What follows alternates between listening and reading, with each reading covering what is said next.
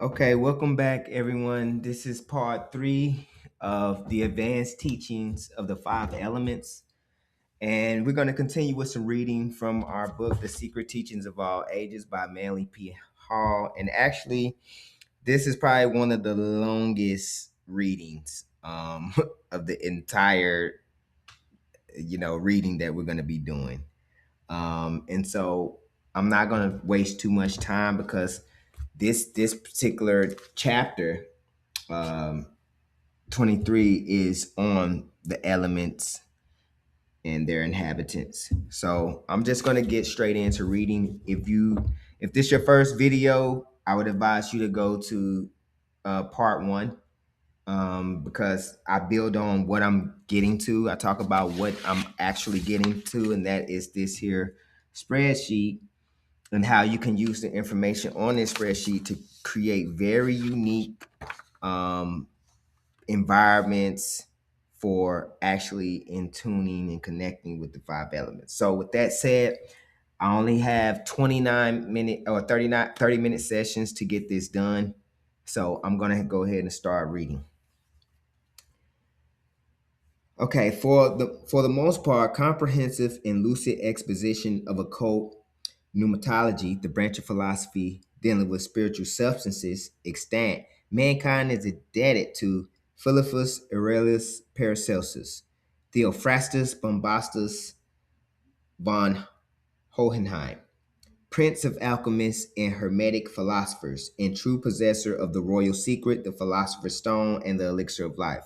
Paracelsus believed that each of the four primary elements known to the ancients, earth, fire, air, and water, consisted of a subtle, vaporous principle and a gross corporal substance. This is important when we get to this. So, because each element consisted of a gross corporal substance, but also a subtle vaporous principle. Okay. Air is therefore twofold in nature: tangible atmosphere and an intangible volatile substratum, which may be termed spiritual air. Fire is visible and invisible, discernible and indiscernible. A spiritual ethereal flame manifesting through a material substantial flame. This is important when you start looking into finding the light inside, and the meditations and rituals that different societies and organizations get you to do to try to find the internal flame. It's not a physical flame like fire. Carrying the analogy further, water consists of a dense fluid and a potential essence of a fluidic nature. Earth has likewise two essential parts, the lower being fixed, terrestrious, immobile, the higher, rarefied, mobile, and virtual. The general term elements has been applied to the lower or physical phases of these four primary principles, and the name elemental essences to their corresponding invisible spiritual constitutions. Minerals, plants, animals, and men live in a world composed of the gross side of these four elements, and from various combinations of them construct their living organisms. Okay. Henry Drummond, in Natural Law in the Spiritual World, describes this process as follows. If we analyze this material point at which all life starts, we shall find it consists of a clear, structureless, jelly-like substance resembling albumin or white of an egg. It is made of carbon, hydrogen, oxygen, and nitrogen. Its name is protoplasm, and it is not only the structural unit with which all living bodies start in life, but which they are subsequently built up. Protoplasm, says Huxley, simple or nucleated, is the formal basis of all life. It is the clay of the potter. The water element of the ancient philosophers has been metamorphosed into the hydrogen of modern science. So, water, hydrogen. We always associate with water with hydrogen. The air has become oxygen, the fire, nitrogen, and the earth, carbon. Okay, so once again, you're going to see that there's so much correspondence and connection with these elements into other parts of things like the actual periodic table of elements, hydrogen, oxygen, nitrogen, and carbon. And it makes sense. Earth, carbon-based beings, fire, nitrogen. All right, the burning plant. You can burn the plant's roots with nitrogen. Oxygen, the air. Everybody think we breathing in only oxygen when it's a host of other nutrients, gases in there. But that's what we building in. All right, and then the water, hydrogen.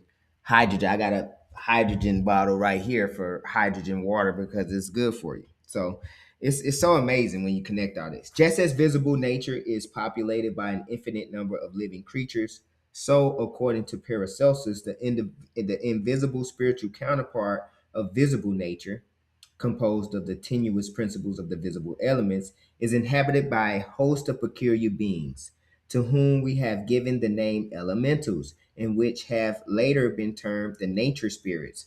Paracelsus divided these people of the elements into four distinct groups, which he called gnomes, undines, sylphs, and salamanders. He taught that they were really living entities, many resembling human beings, in shape and inhabiting worlds of their own, unknown to man because his undeveloped senses were incapable of functioning beyond the limitations of the grosser elements. This is why it's important to do practices of enlightenment and meditation and raising your vibration, because when you do this, you become very sensitive and very aware of the higher realms, the higher vibrational realms of existence. It can't be shown, it can only be experienced, and so you have to walk the path. The civilizations of Greece, Rome, Egypt, China, India believed implicitly in satyrs, spirits, and goblins. They peopled the sea with mermaids, the rivers and fountains with nymphs, the air with fairies, the fire with layers and penates, and the earth with fauns, dryads, and hamadryads. These nature spirits were held in the highest esteem, and propitiatory offerings were made to them. Occasionally, as a result of atmospheric conditions or the peculiar sensitiveness of the devotee, they become visible. Many authors wrote concerning them in terms which signify that they had actually beheld these inhabitants of nature's finer realms. A number of authorities are of the opinion that many of the gods worshipped by the pagans were elementals, for some of these invisibles were believed to be of the commanding stature and magnificent deportment. There's a story called the Pymander, I think, the salamander. Very good story too about secret knowledge and the reality of this world.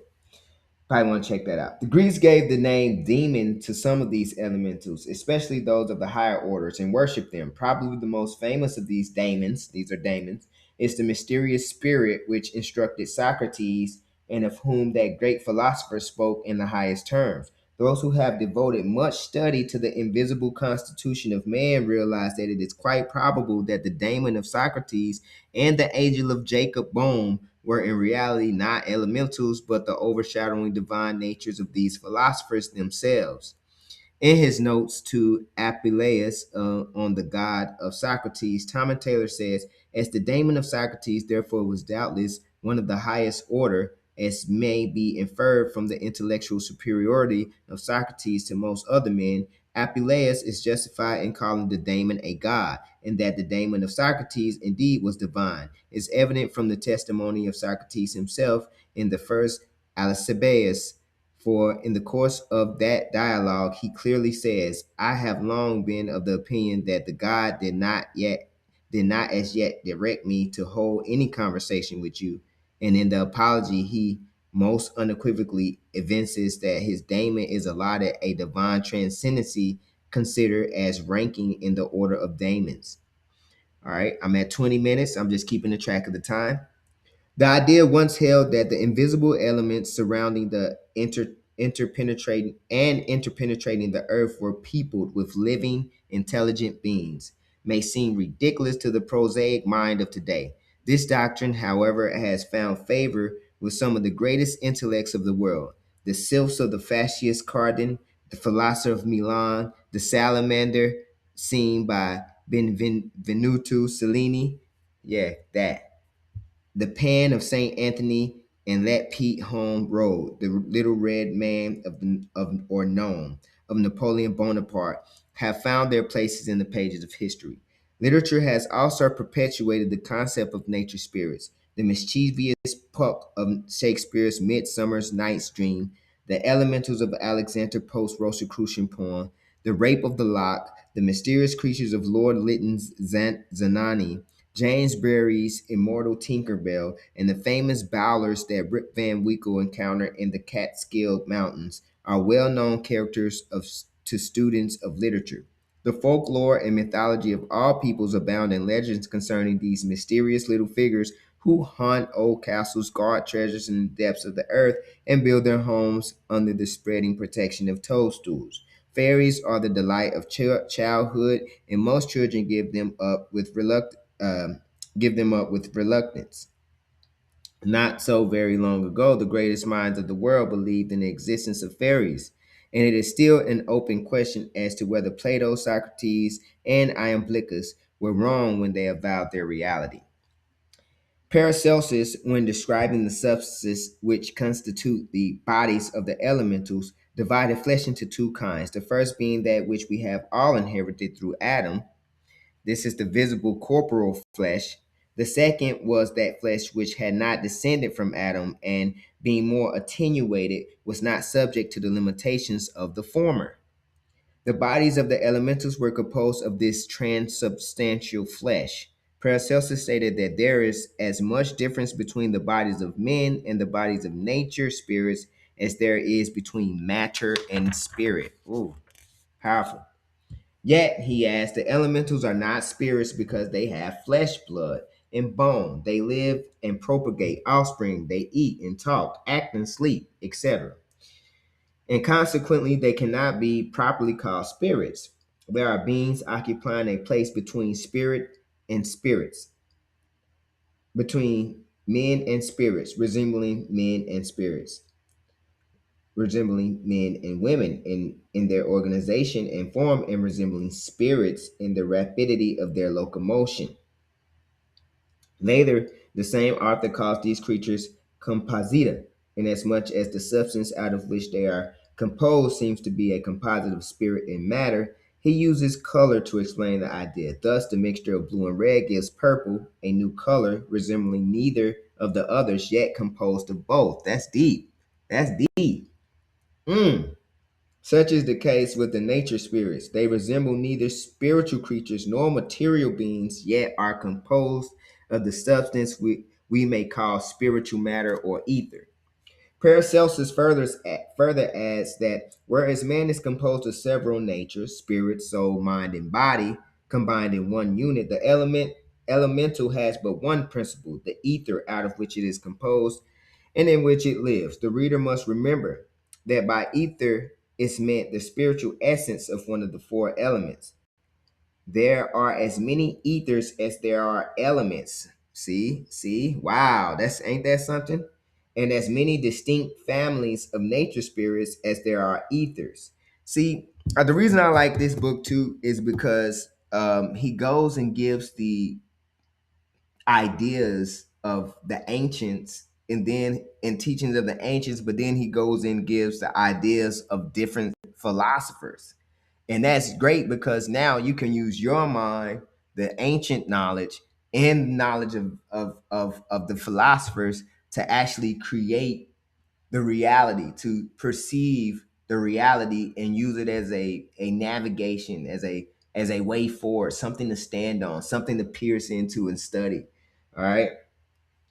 These families are completely isolated in their own ether and have no intercourse with the denizens of other ethers. But as a man has within his own nature centers of consciousness sensitive to the impulses of all the four ethers, it is possible for any of the elemental kingdoms to communicate with him under the proper conditions. That's key. See, you can communicate with these elementals and with the elements under the proper condition. You have to create the proper condition, and that's what this is going to do. That's what this is for. This is where we leading to. We getting there. This is advanced teaching, but we have to lay the foundation. The nature spirits cannot be destroyed by the grosser elements, such as material fire, earth, air, or water, for they function in a rate of vibration higher than that of earthly substance, being composed of only one element or principle, the ether in which they function. They have no immortal spirit, and at death merely disintegrate back into the element from which they were originally individualized. No individual consciousness is preserved after death, for there is no superior vehicle present to contain it. Being made of but one substance, there is no friction between vehicles. Thus, there is little wear or tear incurred by their bodily functions, and they lived and therefore live to great age. Those composed of earth, ether, are the shortest lived. Those composed of air, the longest. The average length of life is between 300 and 1,000 years.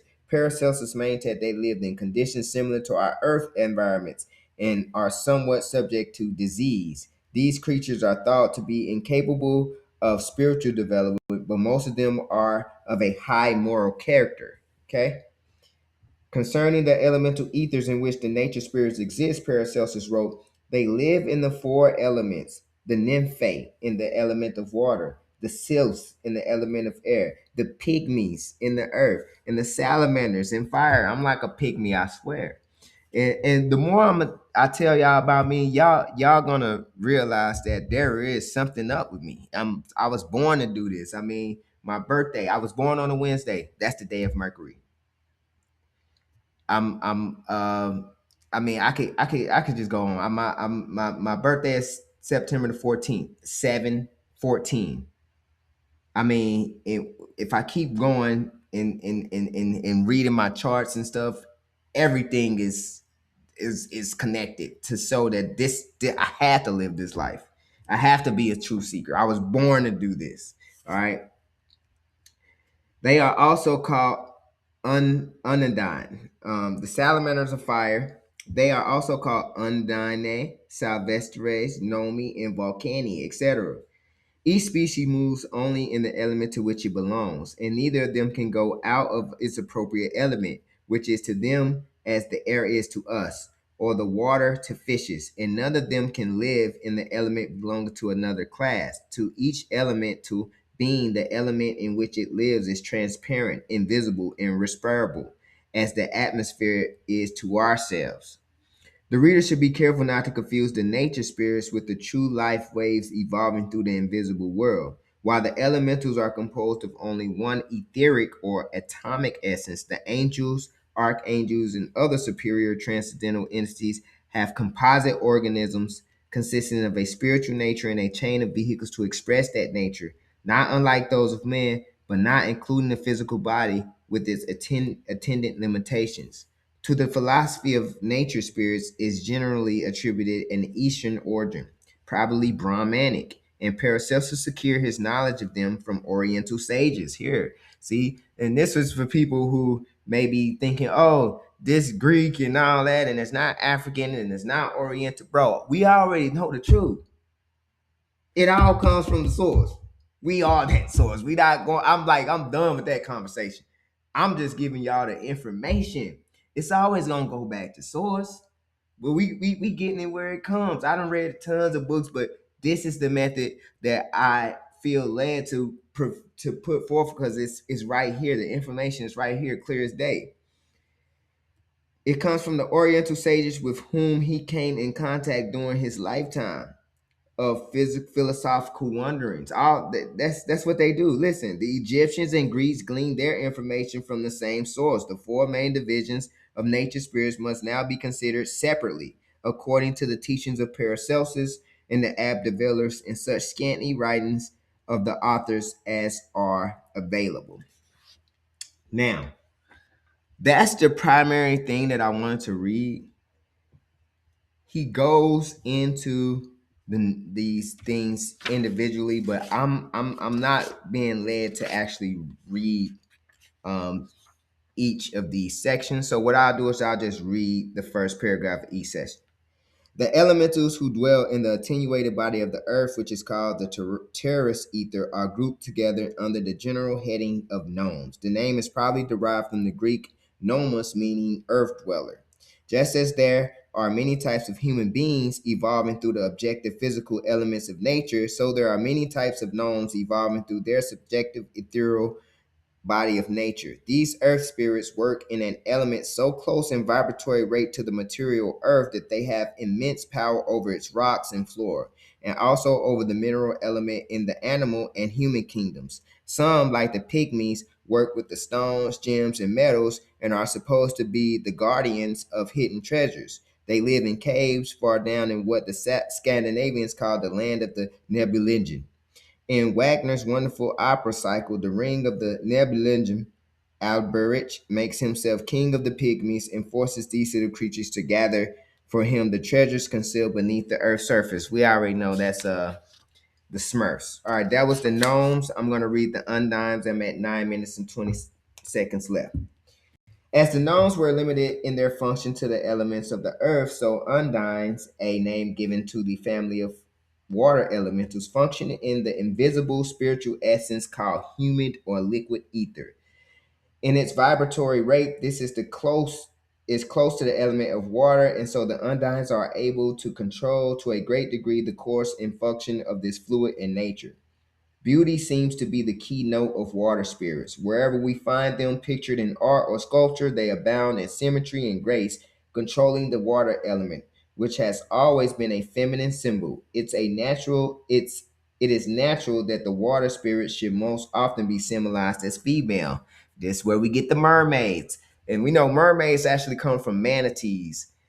I know that because I did some research on where the mermaids come from. The original mermaids were manatees, real animals that people were thinking were humans, but it's possible that there are animals out there, mermaids out there. I don't know. I seen the one in Africa. That's not really my concern whether it's real or not. We can. There's so much more knowledge that we can focus in on and be more productive with. But I do have a manatee tooth that's 1 million years old, and I keep it around as an artifact for meditating so I can time travel. But anyway, the third group of elementals is the salamanders, or spirits of fire who live in the attenuated spiritual ether, which is the invisible fire element of nature. Without them, material fire cannot exist. A match cannot be struck, nor will flint and steel give off their spark without the assistance of the salamander, who immediately appears. So the medieval mystics believed evoked by friction. Man is unable to communicate successfully with the salamanders owing to the fiery element in which they dwell, for everything is resolved to ashes that comes out into their presence. By specially prepared compounds of herbs and perfumes, the philosophers of the ancient world manufactured many kinds of incense. When incense was burned, the vapors which arose were especially suitable as a medium for the expression of these elements, who, by borrowing the ethereal effluvium from the incense smoke, were able to make their presence felt. Now, listen, each one of these beings has deeper, more stuff in it, but I'm not going to read the whole thing on these beings. I'm just reading the introductory so that y'all kind of get a little bit about it. But that's something though. The salamanders, fire spirit, we can't really in tune with them immediately. You know, we have to kind of light a fire and stare into the fire meditation, the fire ritual, light some incense and look at the smoke. Sometimes you can discern there. I mean, it's a lot, but we're going to get into how we can do that later. Um, Continuing, the sylphs. While the sages said that the fourth class of elementals or sylphs lived in the element of air, they meant by this not the natural atmosphere of the earth, but the invisible, intangible, spiritual medium, an ethereal substance similar in composition to our atmosphere, but far more suitable. In the last discourse of Socrates, as preserved by Plato in his Phaedo, the condemned philosopher says, and upon the earth are animals and men, some in a middle region, others elementals, dwelling about the air as we dwell about the sea, others in islands which the air flows around near the continent, and in a word, the air is used by them as the water, and the sea are as the sea, and the sea are by us, and the ether is to them what the air is to us. Moreover, the temperament of their seasons is such that they have no disease. Paracelsus disputes this, and live much longer than we do, and have sight and hearing and smell and all the other senses in far greater perfection, in the same degree that air is purer than water, or the air, ether than air. Also, they have temples and sacred places which the gods really dwell, and they hear their voices and receive their answers, and are conscious of them and hold converse with them. And they see the sun, moon, and stars, and they really are, and their other blessedness is of a piece with this. While the sylphs were believed to live among the clouds and in the surrounding air, their true home was upon the tops of mountains. Mm, see? Well, that's why I'm always in the mountains, man. One thing we know for sure is that every single group on the planet Earth says that being in mountains, spiritual things happen. When I was talking in my last video about me being out there and getting in tune with the water element and it started raining, I don't even, it's not my job to try to capture that, because I feel like I'll get banned trying to go out there and show that off on the camera. That's silly. I don't do that no more. I used to be trying to do that when I was younger, show off that I could do this and this. That ain't even important no more. That's not what it's for. It's for balancing the earth, using that for crops. Like people used to make it rain for crops or something like that. We're not doing this for show, okay? If you want to get into this, you have to actually, divine into this, on your own. I'm down to, you know, the last few minutes. And I guess we'll just take this time to just think about some of the things that we read, because I just did a long reading section, and um I don't think I'm going to be able to continue uh reading here at this point because I don't have that much time. Um let's see here. Let's take a look at what the next reading section is. 252.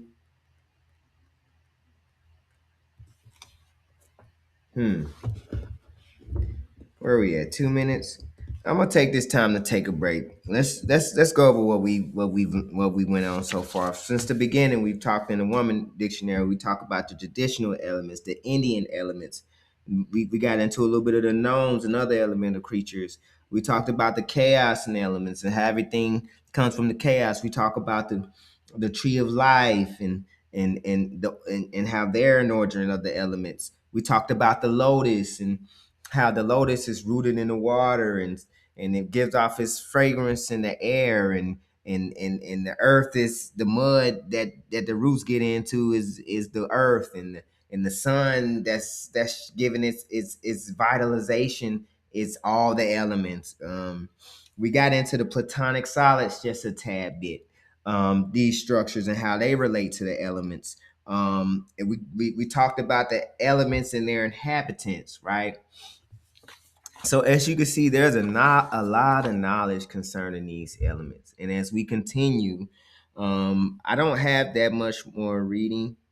We'll see. I may be able to go ahead and finish up all the reading on part 4 of the video.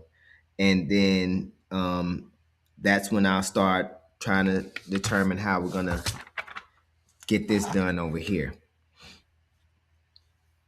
So I thank y'all for tuning in, and I just want to leave with my mantra.